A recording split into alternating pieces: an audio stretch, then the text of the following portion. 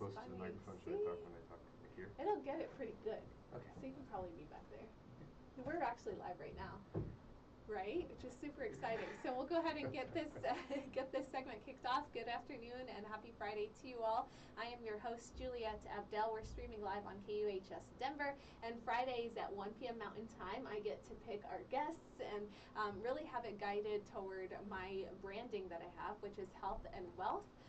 Generally, I either have a guest that talks about health and wellness and everything that they do in that sphere, and then every now and then I also have my wealth guests, which are folks that are interested in business and entrepreneurship, and they've gone through the trials and tribulations. So I try and get to ask them those questions that might stop you from starting up a business, or maybe if you are a business owner and you're running into issues, you can learn from them a thing or two. So that's kind of how we select the audience for this. The Self-Care Boss is my own individual brand because I am a self-care advocate. If you don't already know that, then now you do, and you can find me on all things social media so you can learn more about what I do around that work.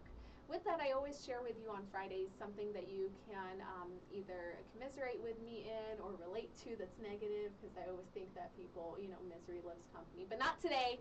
Today is going to be a positive day. I finally get to eat during the daytime. Ramadan officially finished yesterday, so today is Eid al-Fitr. For those of you that don't know, Eid means celebration. Al-Fitr means to eat, so it's literally the festival of eating, right? So it's coming after a 30-day, it was 29 days, but it's 29 days of fasting from sunrise to sunset, and of course practicing giving back to the community through what we call zakat, charity, giving to underserved through your time and resources, and also practicing self-restraint and those good manners that we all try and do good, in ourselves and to other people. So it's a very kind of disciplined month, but today is one that we get to celebrate. So if you see someone that you know is a Muslim or celebrates Ramadan, then you can always tell them Happy Eid. It works the same as Eid Mubarak if you can't say that. So there's your educational lesson for today. I do want to go ahead and draw your attention to my fabulous guest who's with me today, and that's Mike Eimer. And Mike and I met about 3 years ago, maybe. Oh man, that's a really interesting window of time, isn't it? I think like it was like about 3 years ago. It was right before COVID happened, and we got sucked into losing the 2 years that no one understands went by as fast as it did. Yeah, right? Yeah, that's true. That's so very it was true. 3 years ago, and we crossed paths. Really, it was a fun way because it was in a leadership tourism program, which is this effort to really empower professionals in the sphere of tourism, whether they're with an organization, run one, if it's chamber economic or individual in nature that really supports tourism in a way. It really brought together those leaders to learn more about how we can continue to grow and foster the industry across the state of Colorado. So it was super fun. It was fun-filled and everything, and I got to make some great relationships, which is probably what I love the most out of anything that I do. Do you still keep in touch with the alumni for the group? I have a couple that I've stayed in touch with outside of you, like you and the two others, and that's pretty much, I help out every now and then. Like I'll jump into like an alumni call and what can we do to like raise awareness and those types of things, but it's a busy world. So you either connected with people on site and stayed in touch with them, right? Or it gets harder. But yeah, so many left during COVID too. So we lost some during the COVID time period that if you were in visitor bureau, if you were in the world of tourism, it really was affected if your funding got pulled out from those organizations, or if you point blank didn't have anything to do, right? Like the stress of it got to some, and so yeah, we lost, I want to say, I could think off the top of my head, at least 3. It felt like half the class. If not, half the class by the time we graduated, sure, and then like an additional, like a few more after that time period, which is super sad. But you've still been around, you've done some tremendous work, so let's introduce people to who Mike is. What do you do outside of getting forced into this conversation with me on a Friday afternoon? And I'm happy to be here. Thank you for having me here, Juliette. I appreciate it. So my companies are Colorado Cannabis Tours and Puff Pass and Paint. And essentially, these are 2 companies. One I founded, one my business partner, Heidi Keys, founded in 2014 at the dawn of recreational legalization. And essentially what they have in common and what they focus on is the social consumption of marijuana, which was an oversight by the government when creating the regulations for the industry and when creating the laws for adult use.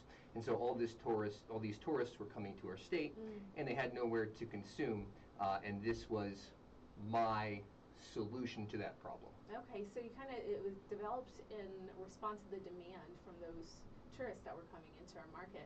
And have you been able to look at, how has legislation affected you in any way, or were you able to adjust some of it along the way and kind of correct some of this in a way that's safe and, you know, supportive of this new industry in our communities? So I've engaged quite a bit, more so in the past, and I'm starting to again now, with regulators and legislators on this subject. And so what we did is there was a misinterpretation by the city of Denver, a misunderstanding between my company and them after we were on CNN. We had about 5 million people watching us consume on our party buses and in our painting class. That was not taken well by some folks high up in the administration. I still don't know who, but I was told very high up. And we actually engaged in a bit of a little legal battle with the city, which was pretty much at the end of it just called a draw. We didn't win, we didn't lose. So where we went from there is we passed a bill. I remember I walked into then head of excise and licensing, Ashley Kilroy's meeting with the marijuana industry, and she was discussing with them what's working, what's not. And I was just kind of in there, you know, waiting for the end where I could speak to them. And so I walked up to her and I said, hey, I'm Michael Eimer. We've had a bit of an issue with you guys, and I just want to know what we can do to resolve it. And she just very immediately said, well, if the state was to pass some regulations around this, we wouldn't be stuck in the middle. I said to her point blank, I was like, do you want me to go pass a bill? And she said, yes, that would be great. And so then I did that. Okay. Yeah. And what did your bill essentially do? So that's the Cannabis Hospitality Bill. And essentially what that allows is for the public consumption of marijuana. So no misinterpretation as to whether it's a private event or whether it's a public event. And the private event model is basically dead now. And this bill kind of regulated that away. Okay. And so essentially what needs to happen now is businesses that want to allow for the consumption of marijuana, just like the consumption of alcohol, need to go and get a license from the Department of Excise and Licensing in Denver or any other jurisdiction that passes it. I think Adams County is the only other one in the area that has passed the regulations. Maybe Glendale as well. Okay. So I'm sure you're keeping track of what counties have passed it over this time. It sounds like almost everyone. Or only No, it's only those two for counties sure. And actually, I have think the passed third one is Glendale. So I believe there's 3. Glendale does not have mobile consumption. Okay. Adams County has both mobile and brick and mortar, Right. Both brick and mortar models, sales and hospitality, and bring your own hospitality. Sure. And Denver also has all 3. What has been the impediment to getting out there to the other counties and letting them know about this? Or has that not been on your radar and it was mainly focused on the ones that you were seeing as a strong presence for tourism and how you've been serving? Well, there's that, but also I've been focused on licensing my own business, and you heard me talk about this a lot during the leadership journey. I've been focusing on licensing my own business this entire time.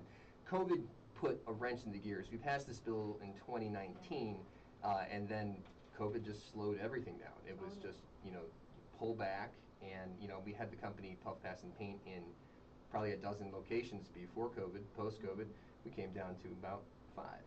We kept the 5 strongest ones, and that was the focus.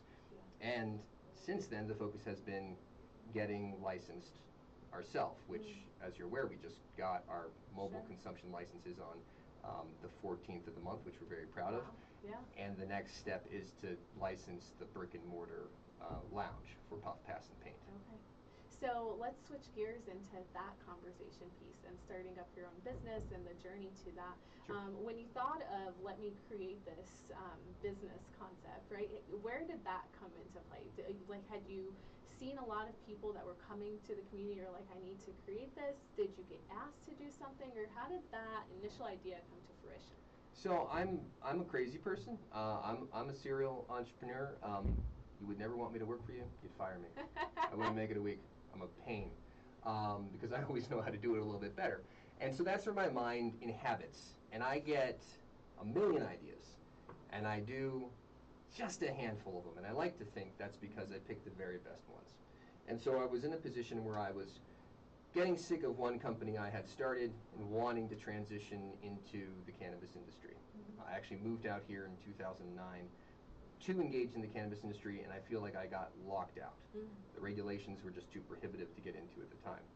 So in 2012, I saw, you get that little blue book in the mail that says what all the laws are about. Voting and all of that, Exactly. And the ballot initiative was on that. It was right there. And I read it, and in the past I had done some traveling. I had gone to Amsterdam, I had gone to Vancouver as a cannabis tourist. And so I had an understanding of the laws, right? I have a background in this to an extent. I have an understanding of how this is done in other areas and what was prohibiting guests, tourists specifically, from engaging in the industry. And I just kind of put two and two together. So if you remember, there used to be those GoDaddy commercials that would say, the first step in any business, go and buy your domain name. And so I got the idea, and I just immediately jumped on GoDaddy. I paid $9, and I bought ColoradoCannabisTours.com, which I based off of another company's name, California Wine Tours. And it was just that simple. It was just that simple. And for the next 2 years, I basically just kind of sat back, watched the industry a little bit, and planned. And we launched in January of 2014, which is the date that the recreational dispensaries opened up for business. So that is an interesting thought process. So you moved because you saw some of the trajectory of where the industry was going here in Colorado. You had this background and experience, and then you decided to act on, and nothing else, I think what a lot of our listeners always hear from our entrepreneurs is, if you have an idea, follow it immediately. Like, don't have anything set it back for you, right? And at least take the first step. Right. Whatever that most important step might be, just jump in and do that. And then you pause to kind of observe and see where the market was going. And probably one of the more common similarities amongst all of our businesses is that generally the names that you all are coming up with aren't anything too complicated. Like, you're finding something that someone can read and immediately understand, okay, this is what you do, right? Unless you have deep pockets and a great marketing team, you can make any brand stand out, but that takes time and money. If you really want to grab the market, you pick what's called a generic name. The downside of that is they're hard to trademark and protect those names. But there's other ways to do that, such as buying all the relevant domain names you can. Taking them all up, which it sounds like you've done. I've got a lot. In some capacity. I've got to curate that list. So you've gone through, and then you waited a couple years, and then you jumped into it, and you noticed that one of those things was the regulation. That was a big part that kind of stopped and prohibited. Was there additional things that you ran into, or was there support from different pockets that you didn't realize would come out and support some of the business ideas that you had? Really, the support that I needed the most was to be able to work with the dispensaries. And so I remember on January 1st, 2014, I got in my 2002 green Subaru, and I started driving around to these dispensary locations, and there were lines around the corner. They didn't need me. They weren't interested in working with me. I made like 1 or 2 phone calls, and it was obviously just a waste of time, and I figured, well, they'll slow down, and that's where they'll become interested. And so the support came from those dispensaries I was able to first make arrangements with. It took a little bit of time, and actually what it took is it took getting the press. And the press was very, very supportive as well. That's kind of how we drove this narrative forward. They wanted to tell the story, and so the first break I got was CBS Morning News. They called me just off of my website link, and they said, hey, we want to take one of your tours. And I said back to them, I don't really have a tour yet. I'm just getting it started. But give me a minute, I'll get some people together. And I called around, and I found a group of people to do a mock tour for me. And then I used that press access to get into dispensaries. And I used that to start getting into grows. And I continued that strategy until I had basically pried my way into the industry by holding customers in one hand and the media in the other. Yeah, 2 great things that you just mentioned. One was not saying no to the opportunity. So the opportunity came to you to get on the news, and instead of saying, I'm not there yet, right, you said, no, but right? Like, let me figure this out in a way, and you took advantage of that. And then the second, which was a lot of the legwork that people don't see, and you physically getting in your car and going around from one place to the next. Absolutely. And it's not an easy job to get off the ground, but it requires a level of commitment and discipline that you're willing to get in there and start doing that from one to the next. So now that you've finally gotten to the point where you are, right, like, and you've officially opened, what is in your horizon, or how do you plan on reaching some of the markets that you haven't already reached before? If officially opened is a funny thing. I'm going to call it officially licensed. Licensed, because we've been open since yes, 2014. True. That's true. The markets where I'm not, that's an interesting thought. Yeah. It is. And what to do with it is an even more interesting thought, because I've been through a large expansion with Puff, Pass, and Paint, and we did our own brick and mortars in those locations, Right. and that can be as simple as just like a room in a private residence to, we rent a space in New York, because again, these laws, they vary, they're up and down. As I've watched the industry develop, and actually now kind of recede a little bit, the whole cannabis industry is in a bit of a recession.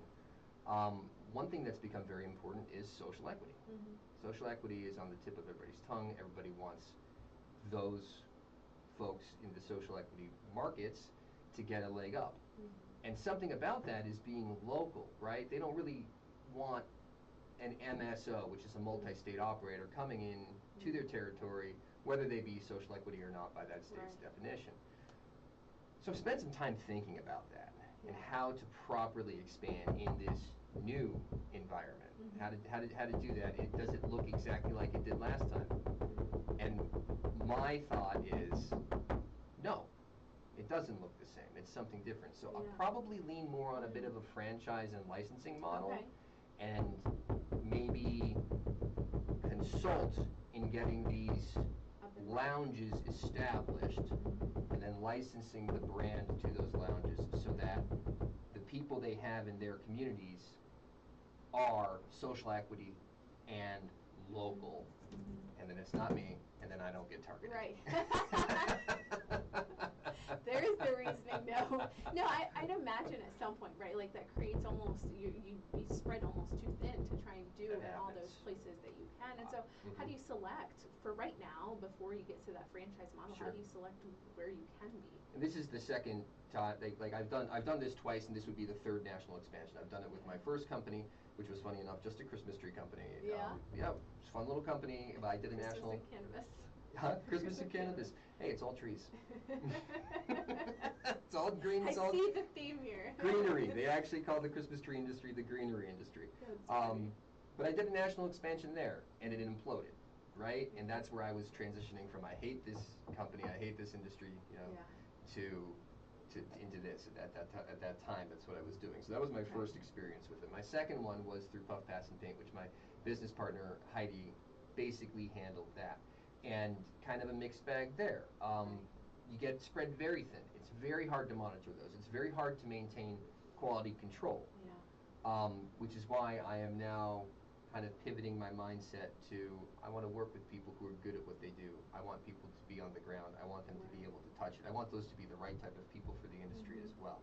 So I think that's how I wind up doing it on this next leg. During COVID, I was forced to make this decision out of this dozen locations.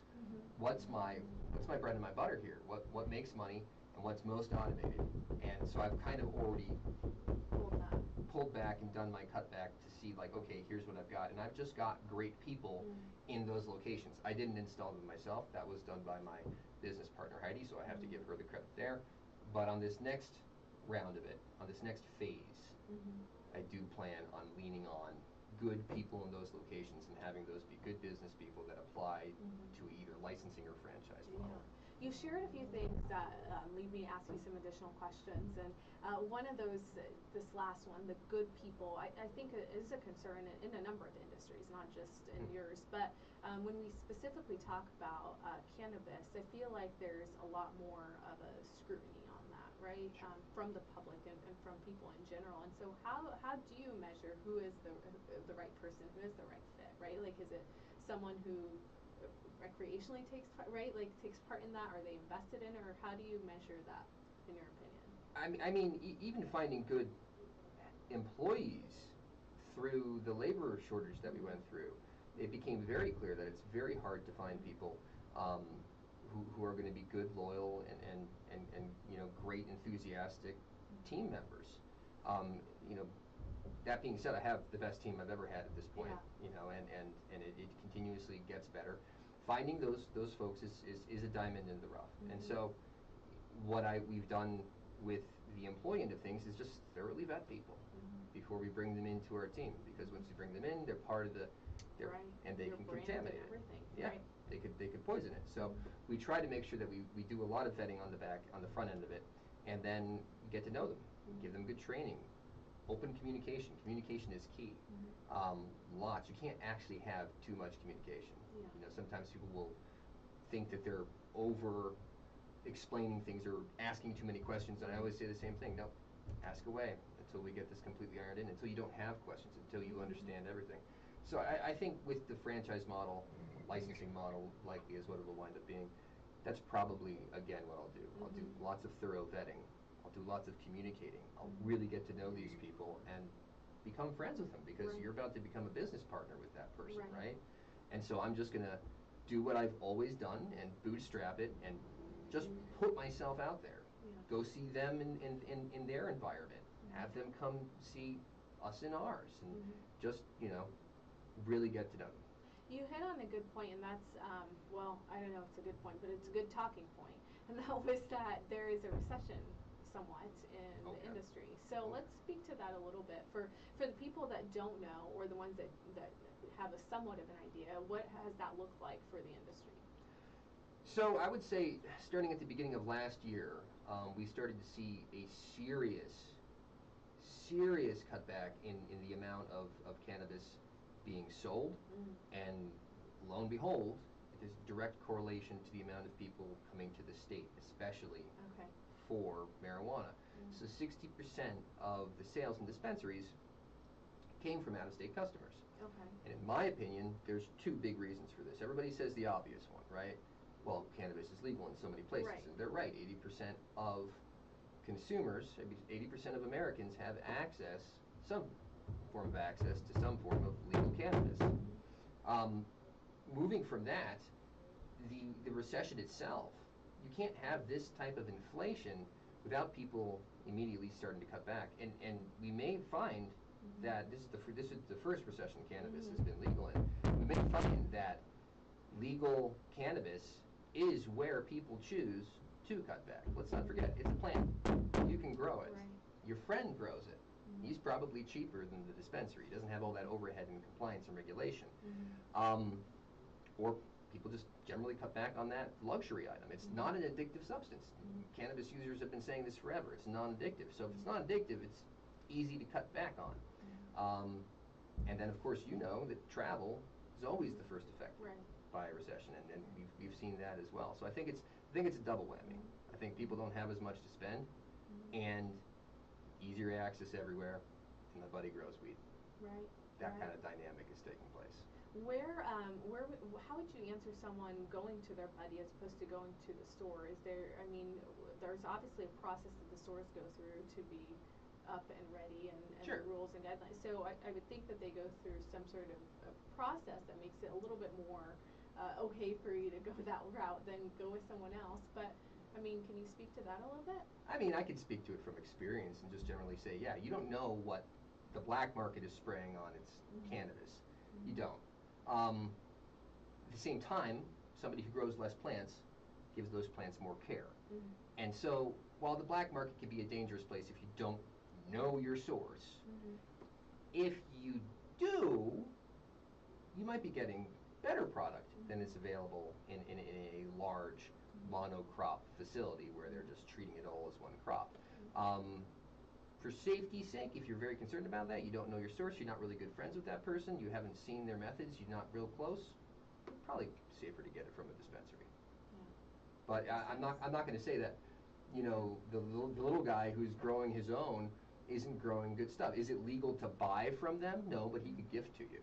He could. Right, yeah. And that's like anything, right? Like if someone makes in their tub beer, or your friend, like, and they come over and you have it try, like that.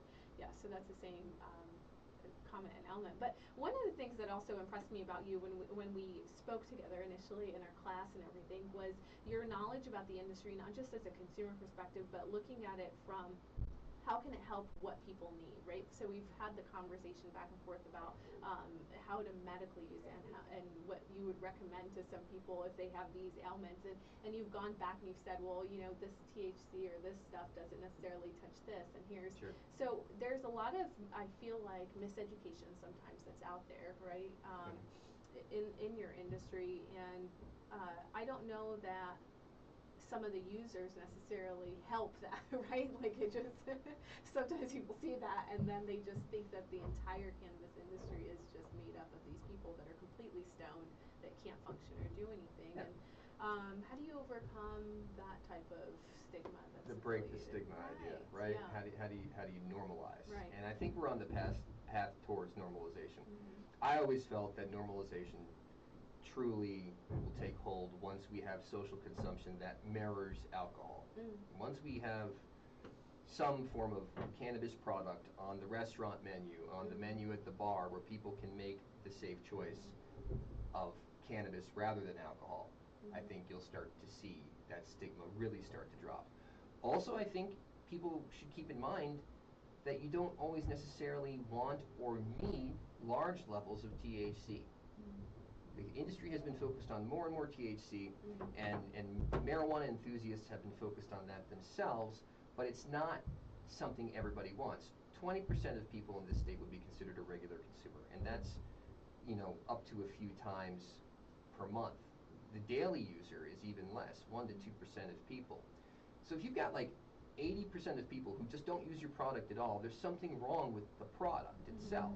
And I'm a firm believer in this.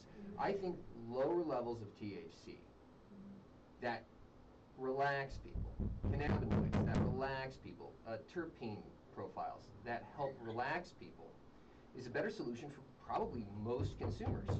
And if they want to at some point experiment with a little bit more THC to see if that makes them feel good, and go for that. And I think getting those products more into the social realm where we can drop some of the fear around it, that's what normalizes. And that's essentially what my business is focused on. Yeah, it's an interesting point. Well, I've been peppering you with a bunch of questions. Sure. Do you have, you're like, I've enjoyed it. sure, Yeah, that's this is true. great. Shoot more. I'll take them all day. Do you have anything that you wanted to share or get out there that I haven't really asked you that you wanted anyone to know about? Well, let's see. We've got a large Denver audience here, right? And so as these licenses come on, and as we engage more with the local community, we want to invite Denverites to come out and experience our activities. The tour aspect may be a little like, okay, I know all about cannabis, and if you don't, please come. We'd love to teach you.